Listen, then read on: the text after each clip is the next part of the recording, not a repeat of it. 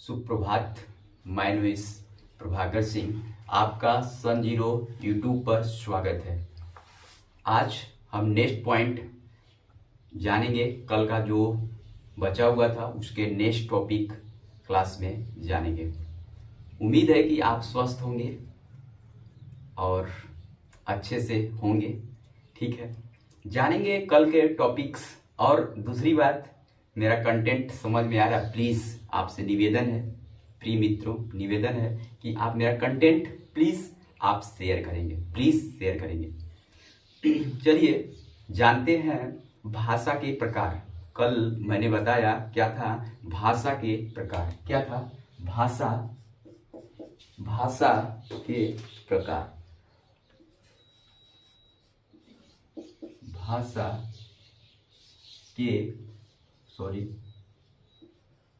भाषा के प्रकार।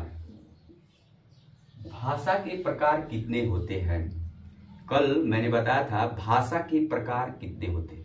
कितने बताया था? मौखिक भाषा होते हैं, लिखित भाषा होते हैं और सांकेतिक। कितने होते हैं? 3। मौखिक भाषा, लिखित भाषा और सांकेतिक भाषा। कौन कौन सी भाषा? फर्स्ट आता है मौखिक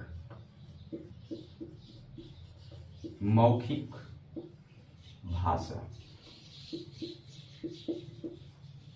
और सेकेंड आता है क्या? लिखित भाषा।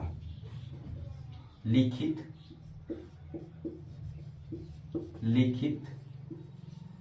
भाषा।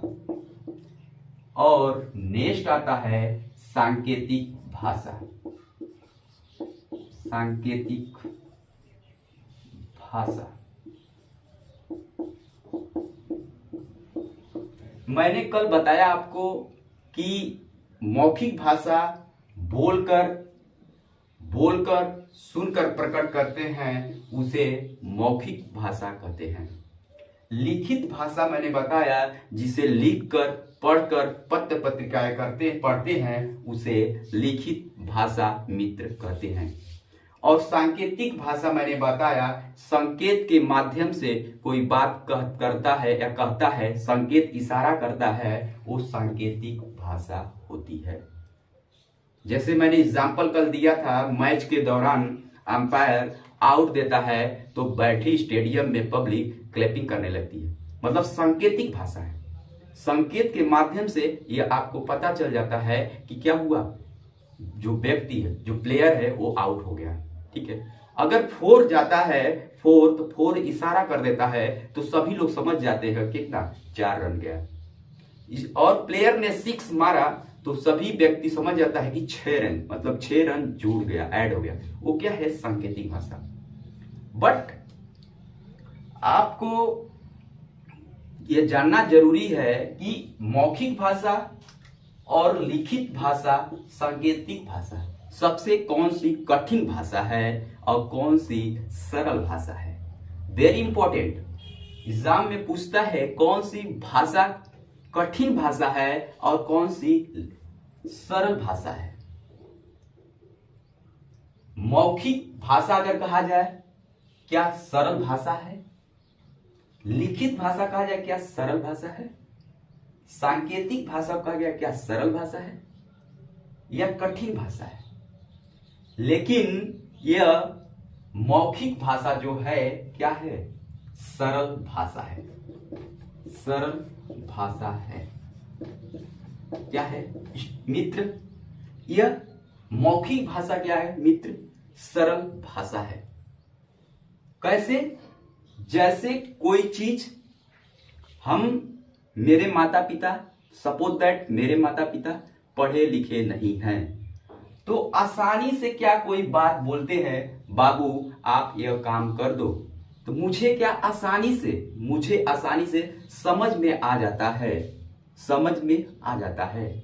जैसे मुझको मेरे पिताजी बोले कि बाबू ये मार्केट से आज ये सब्जी लेते आओ, आलू टमाटर प्याज लेते आओ, तो क्या मुझे आसानी से भाषा समझ में आ गई।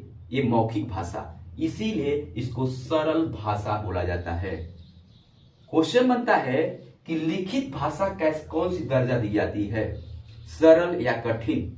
क्वेश्चन बनता है या सरल या कठिन। कठिन लिखित भाषा को क्वेश्चन बनता है कि सरल भाषा दर्जा दी जाएगी या कठिन। कोई चीज हम लिख कर पढ़ते हैं, सपोज दैट मैंने अभी बताया ये मौखिक भाषा के अंतर्गत सरल आ गया, लेकिन क्या मेरे पिताजी बोल सकते हैं? पढ़े नहीं है मान लीजिए, लेट्स सी, लेकिन मेरे पिताजी पढ़े हैं, लेट्स सी, समझने के लिए मान लीजिए मेरे पिताजी पढ़े नहीं हैं, लेकिन फिर भी वो अपना बात रख ले रहे हैं, दूसरों के सामने प्रकट कर ले रहे हैं, लेकिन उनको लिखने नहीं आता है। लिखने नहीं आता है। दूसरों के माध्यम से, अपने बच्चों, अपने बच्चियों के माध्यम से क्या करते हैं, कोई पत्र आता है तो क्या करते हैं, पढ़वाते हैं, तो वो कठिन भाषा में आ जाएगा। ये क्या है, कठिन भाषा में आ जाएगा। ये सरल भाषा भी आ जाएगा, ये कठिन भाषा में आ जाएगा मित्र। ठीक है स्टूडेंट, ये सरल भाषा में भी आ जाएगा और कठिन भाषा में भी आ जाएगा। लेकिन सबसे बड़ी चीज है, ये चीज तीनों भाषा में सबसे कठिन भाषा क्या है? क्वेश्चन बन सकता है कि सबसे, बन सकता नहीं, बनता है। सबसे कठिन भाषा क्या आती है आपको पता होगा या नहीं, तो सांकेतिक भाषा सबसे कठिन भाषा मानी जाती है। कठिन भाषा मानी जाती है, ठीक है। सांकेतिक भाषा कठिन मानी जाती है।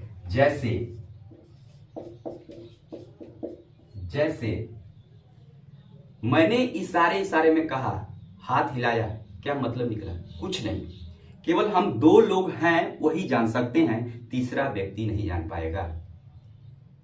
जैसे डॉक्टर ऑपरेशन थिएटर में काम करता है, ऑपरेशन करता है, और वहां पे स्टाफ लोग होते हैं तो क्या करते हैं, इशारों में क्या करते हैं, सीजर या कोई पार्टिकल्स मांगते हैं, वो समझ जाते हैं, लेकिन बट दूसरा व्यक्ति नहीं समझ सकता, कुछ सीमित तक समझा जा सकता है।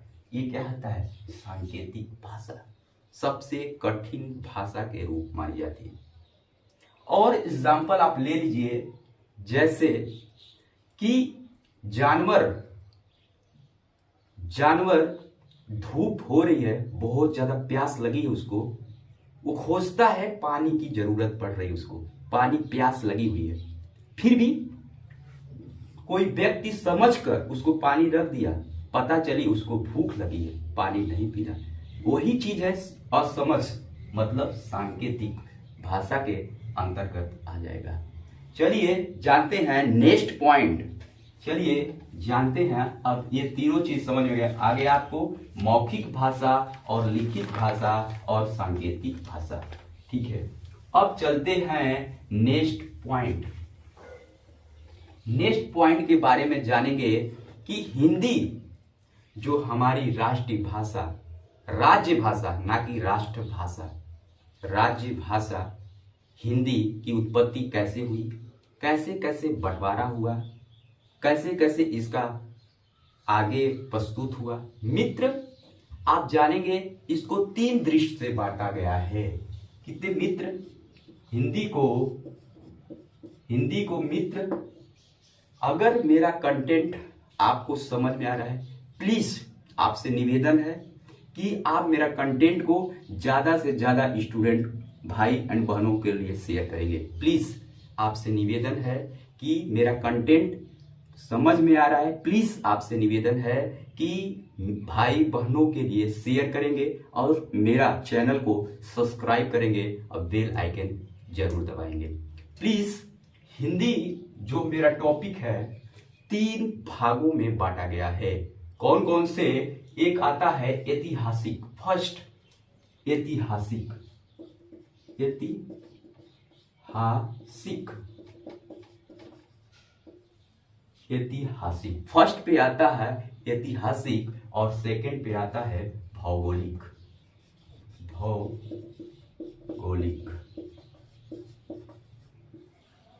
और थर्ड पे आता है आपका, क्या आता है, राजनीतिक दृष्टि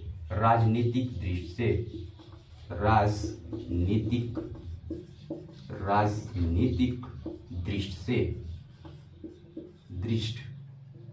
दृष्टि से, ठीक है। भौगोलिक दृष्टि से, राजनीतिक दृष्टि से। हिंदी को 3 डिवाइड में बांटा गया है। ऐतिहासिक दृष्टि से मित्र, भौगोलिक दृष्टि से मित्र, राजनीतिक दृष्टि से मित्र। बहुत बहुत इंपॉर्टेंट है। हिंदी को आपको याद होना चाहिए मित्र, ऐतिहासिक दृष्टि से, भौगोलिक दृष्टि से और राजनीतिक दृष्टि से बांटा गया है मित्र। हिंदी क्वेश्चन बनता है मित्र, हिंदी कहां से आई? मित्र बनता है फ्रेंड्स कि हिंदी कहां से आई, इसकी जननी कौन है, जननी किसे कहा जाता है, ये क्वेश्चन बनता है। जननी किसे कहा जाता है, ठीक है। और चलेंगे नेक्स्ट पॉइंट समझेंगे, इसको इरेज करता हूं, आप नोट कर लीजिए। हिंदी 3 पार्टों में बांटा गया, ऐतिहासिक, भौगोलिक और राजनीतिक दृष्टि से। अब नेक्स्ट इसके हिंदी के बारे में पीछे चलेंगे, क्या क्या इसके फैक्ट है जानेंगे। इसका निर्माण संस्कृत, क्या स्टूडेंट, संस्कृत, संस्कृत, संस्कृत, ठीक है। संस्कृत, संस्कृत का प्रचलन कैसे हुआ, कैसे हिंदी में जोड़ा गया, कैसे हिंदी में हटाया गया, कैसे प्रचलन हुआ। संस्कृत को किस किस वादों में बांटा गया, बौद्धिक और लौकिक, कितने 2 पार्ट्स में बांटा गया स्टूडेंट मित्र। कितने बांटा गया? 2 पार्ट्स में बांटा गया। ध्यान से सुनेंगे, देखेंगे। बौद्धिक और लौकिक, बौद्धिक, बौद्धिक और लौकिक, लौकिक 2 पार्ट्स में बांटा गया, बौद्धिक और लौकिक। ये लौकिक आखिरी मंत्र रहेगी, सॉरी, ठीक है। लौकिक 2 पार्ट्स में बांटा गया।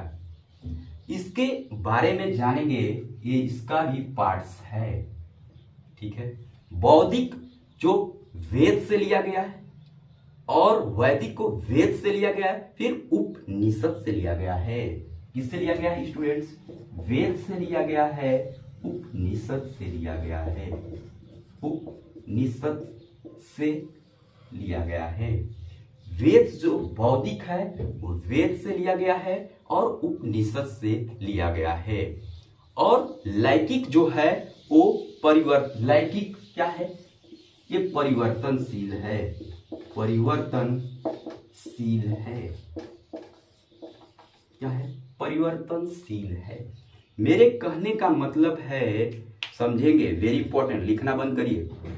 संस्कृत जो पार्ट्स है वो बौद्धिक से लिया गया है और लौकिक, इसको 2 पार्ट्स में बांटा गया है मित्र।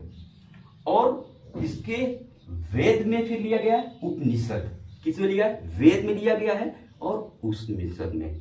इसको यहाँ पे इंड कर दिया गया, इसको खत्म कर दिया गया। इसका लिखने का तरीका था जो खत्म कर दिया गया। क्या है? खत्म कर दिया गया, ठीक है। दूसरी बात, इसको बढ़ाने का अर्थ है लौकिक का, सॉरी, ये परिवर्तनशील, ये धीरे धीरे लौकिक क्या हुआ? परिवर्तनशील होने लगा। क्या हुआ? वो परिवर्तनशील होने लगा। क्या हुआ? परिवर्तनशील होने लगा लौकिक। लौकिक के बाद आता है आपका, क्या आता है? क्या आता है? भाषा। क्या होता है? भाषा उत्पन्न होती है। क्या होती है? एक संस्कृत या लौकिक भाषा उत्पन्न होती है। क्या है? लौकिक, सॉरी, लौकिक भाषा उत्पन्न होती है। क्या होती है? लौकिक भाषा उत्पन्न होती है। उसमें आता है आपका, क्या हो आता है? आपका पाली आता है।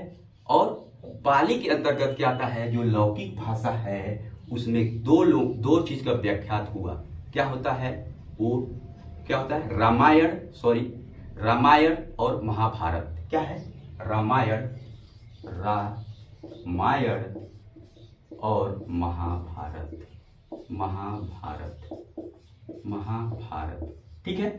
उपनिषद क्या उपनिषद में जो था क्या वेद लिखा गया, इसको पढ़ने में दिक्कतें होने लगी, लोगों को समझने में दिक्कत होने लगी। लेकिन ये लौकिक जो भाषा था, रामायण महाभारत, ये क्या है, ये पाली भाषा के अंतर्गत आने लगी। क्या, पाली भाषा के अंतर्गत आने लगी, पाली भाषा के अंतर्गत आने लगी।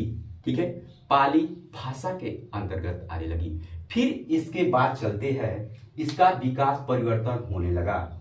जो रामायण हमारा ग्रंथ है लौकिक भाषा में आया, ये किससे लिखा गया, क्वेश्चन बन सकता है किस भाषा में लिखा गया। रामायण महाभारत ये पाली भाषा के अंतर्गत आने लगी। नेक्स्ट चलते हैं कि इसके बाद चलते हैं नेक्स्ट चलते हैं। ठीक है, तो इसका लौकिक जो निर्माण हुआ, पाली मैंने बताया, पाली भाषा का निर्माण बौद्ध से जोड़ा गया। क्या बताया, पाली भाषा। क्वेश्चन जीके का भी पूछ सकता है स्टूडेंट कि पाली भाषा किससे जोड़ा गया, बौद्ध धर्म से जोड़ा गया। किससे, बौद्ध धर्म से जोड़ा गया। किससे गया, पाली भाषा को स्टूडेंट्स बौद्ध धर्म से जोड़ा गया। ठीक है, और जो प्राकृत भाषा है, और एक पाली से आता है प्राकृतिक, क्या आता है, प्राकृत भाषा। क्या आता है, प्राकृत भाषा। ठीक है, प्राकृतिक भाषा को रूप बिगड़ना स्टार्ट होता है, यहां से फिर क्या होता है, बिगड़ना स्टार्ट होता है। जैसे आजमगढ़,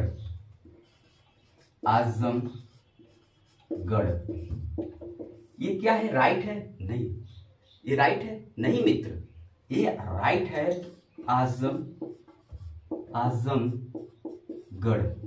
ये मित्र आजमगढ़ मैंने बताया इसके पहले फर्स्ट चैप्टर में, ज फ, ये देखिए फ बिंदी, ये राइट लिखने का आजमगढ़ नहीं है, सही, ये गलत है स्टूडेंट, ये आजमगढ़ राइट है। क्या है, आजमगढ़। जैसे रामेश्वर, क्या है, रामेश्वर स्टूडेंट, ये रामेश्वर राइट है, बट ये रामेश्वर राइट नहीं है। ये रामेश्वर राइट है पर ये राइट नहीं है, रॉन्ग है। ठीक है, इसका बिगड़ने का स्टार्ट यहां से हुआ। फिर क्या, प्राकृतिक भाषा से क्या बना स्टूडेंट, इसको इरेज कर रहा हूं, फिर प्राकृत भाषा से क्या बना, अपभ्रंश भाषा आई। क्या है, अपभ्रंश भाषा आई। क्या आई, अपभ्रंश भाषा आई। गाइस स्टूडेंट मित्र, प्राकृत भाषा से अपभ्रंश भाषा आई। ठीक है, अपभ्रंश भाषा एक प्रकार का क्या है, सौर श्रेणी है। क्या है, सौर श्रेणी है। क्या है, सौर श्रेणी भाषा है। ठीक है, भाषा है। पहली बात पाली भाषा, प्राकृतिक भाषा आई, फिर अपभ्रंश भाषा, फिर सौर श्रेणी भाषा आई। क्वेश्चन बनता है कि हिंदी भाषा का विकास कौन सी भाषा से हुआ। क्वेश्चन बनता है, पूछ सकता है कि हमारी जो भाषा है हिंदी भाषा का विकास कौन सी भाषा से हुआ। ऑप्शन दे देगा आपको संस्कृत, वेरी इंपॉर्टेंट, संस्कृत, और बी ऑप्शन दे देगा आपको पाली दे देगा, या अपभ्रंश दे देगा, अपभ्रंश, सी ऑप्शन दे देगा आपको सौर श्रेणी। क्या दे देगा, सौर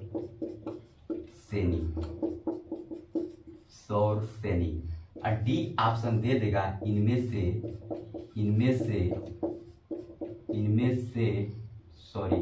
से कोई